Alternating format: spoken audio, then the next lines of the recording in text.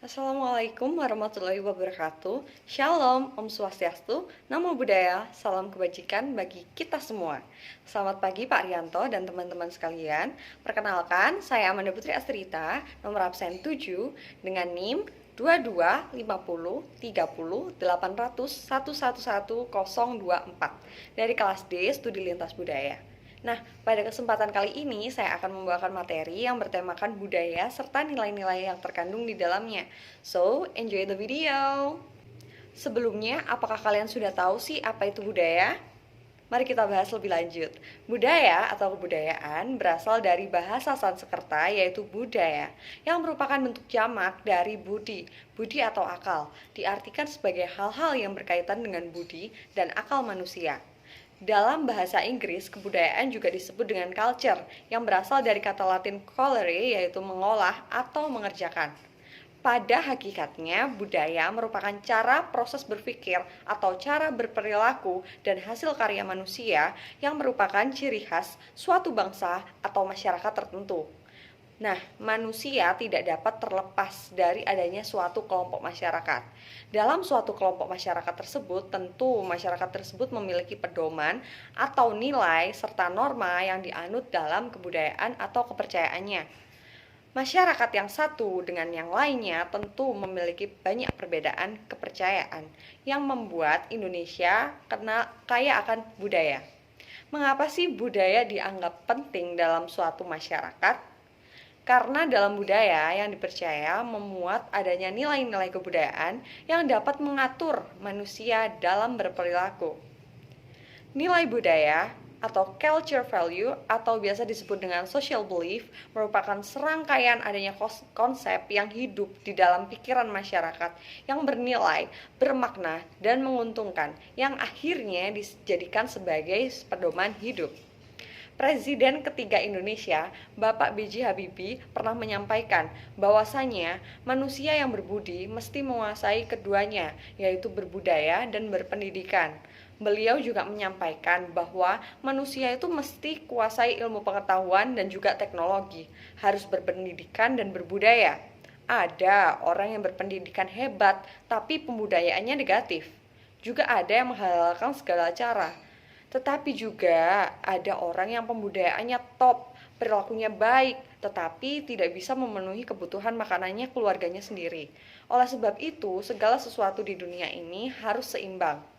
Nah, begitu juga dalam kebudayaan, seringkali kita mengenal adanya relativitas kebudayaan, yaitu prinsip bahwa kepercayaan atau aktivitas setiap orang harus dipahami menurut adanya budaya orang itu sendiri. Contohnya ialah agama. Agama dapat dilakukan di bawah prinsip relativitas karena setiap orang memiliki kepercayaan agama yang berbeda-beda sesuai apa yang ia yakini. Nah, apa sih hubungannya dengan etnosentrisme kebudayaan?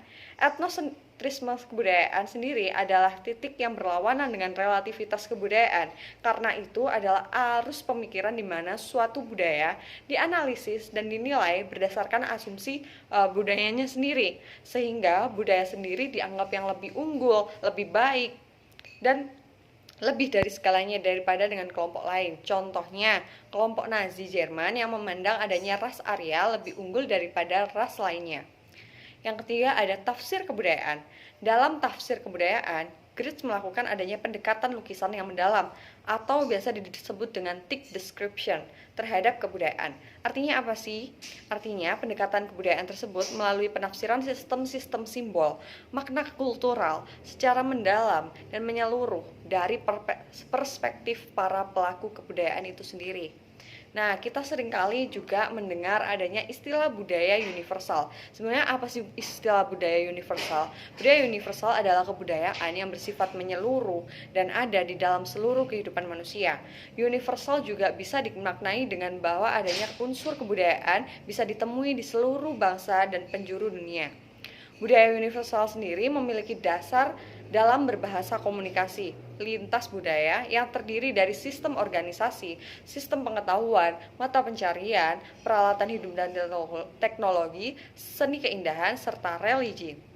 Dr. Andes Haji Indrojoyo Kusumonogoro atau biasa disapa dengan Indro Warkop, pemeran film legendaris Indonesia, dalam acara podcastnya bersama Helmi Yahya, beliau menyampaikan adanya dua semboyan dalam kehidupannya, yang berkata, tetaplah sederhana, karena ketika kamu sederhana, pasti kamu akan peka, dan tetaplah berbudaya. Milikilah cara berpikir segala macam, cara berpikir yang universal, karena ketika kamu berbudaya, maka kamu akan harmoni.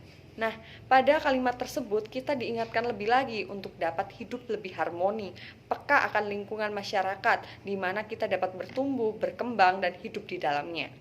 Budaya juga erat hubungannya dengan bahasa. Apa sih itu? Yaitu penyampaian pesan antar individu dengan individu lainnya. Bahasa atau komunikasi ini dibagi menjadi 3 jenis. Di antaranya yang pertama ada bahasa verbal atau komunikasi verbal, ialah penyampaian pesan melalui kata-kata.